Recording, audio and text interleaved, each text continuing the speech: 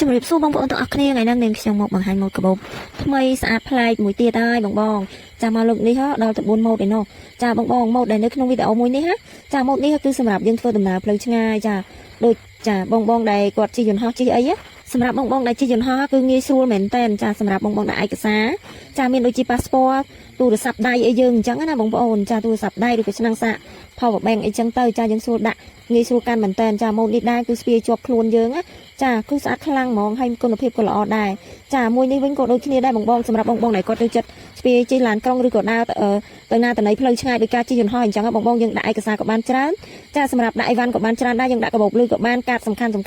ចា power bank ដូចទូរស័ព្ទឬក៏ទូរស័ព្ទដៃយើងហ្នឹងណាបងចាម៉ូដនេះដែរគឺយកទៅប្រើមិនខកបំណងទេណាបងយើងដាក់បានច្រើនមែនតើមិនថាគ្រឿង make up power bank អីទេចាសម្រាប់បងប្អូននារីដែលគាត់ធ្វើដំណើរផ្លូវឆ្ងាយគឺពិតជាស័ក្តិសមណាស់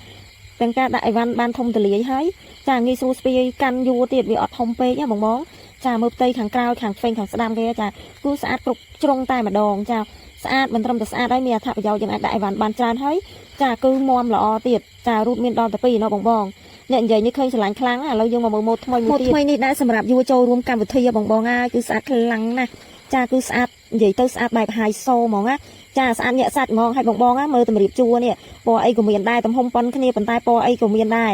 ពណ៌ខ្មៅពណ៌ប្រផេះពណ៌កាឈូកចាពណ៌សាច់ពណ៌ផ្លាទីនពណ៌សពណ៌អីពណ៌លឿងអីក៏មានដែរបងហើយនិយាយទៅស្អាតគ្រប់ម៉ូដហ្មងម៉ូដនេះយួរចូលរួមកម្មវិធីហើយគេមានអាកាបូបទូចមួយ free ឲ្យទៀតណឈុតគេអញ្ចឹងណាបងចាពណ៌កាឈុកគេដាក់ពណ៌កាឈុកឲ្យអញ្ចឹងទៅកូនកាបូបនិយាយពីថាស្អាតខ្លាំងហ្មងបងស្រឡាញ់ពណ៌មួយណាចូល comment មកបងចាមើលសម្រាប់ខ្ញុំវិញខ្ញុំស្រឡាញ់ពណ៌ក្រហមនេះអូយបងហើយពណ៌ក្រហមនេះគឺស្អាតខ្លាំងណានិ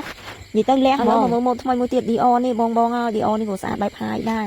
និយាយទៅទាំងសោភ័ណភាពទាំងអត្ថប្រយោជន៍ចាអូនិយាយទៅស្អាតខ្លាំងហ្មងស្អាតបែបអភិជនហ្មងចាកាឡាពស់បងហើយខាងមុខគេនេះគឺរបៀបដូចពស់ស្បែកក្រពើអញ្ចឹងណាបងចាវាស្អាតខ្លាំងហ្មងកាន់ចូលរួមកម្មវិធីកាន់ម៉ូដនេះទៅញាក់ហ្មងបងស្អាតខ្លាំងហ្មងអូនិយាយទៅពិតជាស័ក្តិសមមែនទាំងទំហំចាព្រោះសម្រាប់នាងខ្ញុំស្រឡាញ់តែពណ៌ហ្នឹងពណ៌សាច់ហ្នឹងហើយទំហំប៉ុណ្ណឹងគឺស្អាតខ្លាំងណា